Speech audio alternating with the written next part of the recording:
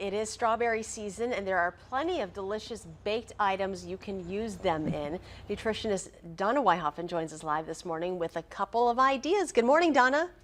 Today, and I'm going to do a couple things. I'm going to do a strawberry rhubarb crunch, and I'm going to do strawberry and blueberry muffins, and then a couple other little tips about strawberries. They're so good for you. They're high in vitamin C and potassium and fiber. In my bowl here I have 3 cups of rhubarb. Rhubarb and strawberries combine really nicely, and 2 cups of strawberries. And you notice that I chop the strawberries pretty finely. I don't like big hunks of strawberries in a baked dish. They just don't seem to go very well. And in this strawberry rhubarb mixture, I'm going to be putting in a mixture of sugar and Splenda. You can use all sugar if you want, not all Splenda, and a little bit of tapioca.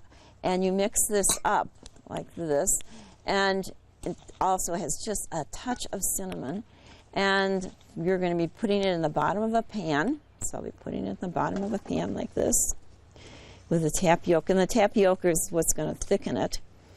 And then I'm going to make a topping. Now the topping is made with kind of interesting. It's oatmeal and some graham cracker crumbs and some flour and some brown sugar. But it has a little bit of butter in it. But the unique thing about this one is I'm going to be putting a tablespoon of canola oil rather than just all butter, and a tablespoon of maple syrup. And then you mix this mixture up, and that's going to be your topping. And so after this is all mixed up nicely, I'll be putting the topping on this, and this is my finished product. So after I bake it, the topping gets nice and brown and crunchy, has a little bit of oatmeal in it and brown sugar. So that is one of my favorite desserts. That's a nice pan that you can send back here to the station, Donna. I know. Well, Mike said he was going to test it out first. Of course he will. So then I'm going to make the muffins.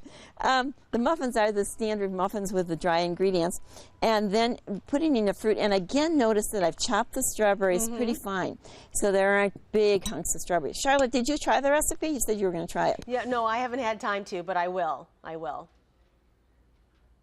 The berries in first, and then the mixture of milk and eggs, and stir this up. Now the secret to muffins is not to stir them too much, and I learned this when I was 10 years old because I had muffins at the Dane County Fair when I was 10 years old, and I stirred them too much and there were tunnels in them, so that wasn't too good. Now I'm putting this in a small little pan, and they're going to turn out to be this size. I think this is a nice bite size, so this is the size pan that I would use in order to make those tiny little muffins. Those are great. Now, quickly about storing strawberries. Every place you see, they tell you to not wash them and keep them in the refrigerator. I don't have luck with that for some reason. I'll tell you my secret. I take strawberries and I do wash them in a sink of water, and I swish them around, and I swish them around twice and then drain them. I take out the core, and I put them in a plastic container like this with a cover on it. And these strawberries have been in my refrigerator for 4 days, and you can see they are still fresh and good. And so that is my best tip. I think this works better than anything. Yeah, and remember to pick strawberries that are ripe. If they don't ripen by themselves, so if they're green when you buy them, they're going to be green for the whole time. Okay. One other quick one is to take a little tart, and you can use a little. This is a wonton wrapper that I put in the oven, put strawberries on it, and then I put a little bit of cream cheese or sour cream and maple syrup. All right, looking good. All right, happy strawberry season, so Donna. yummy. Thank you very much. It's strawberry season. You're welcome. All right, you can find Donna's recipes on our website, channel3000.com, under the At Home tab. Click on the Food and Recipes tab there.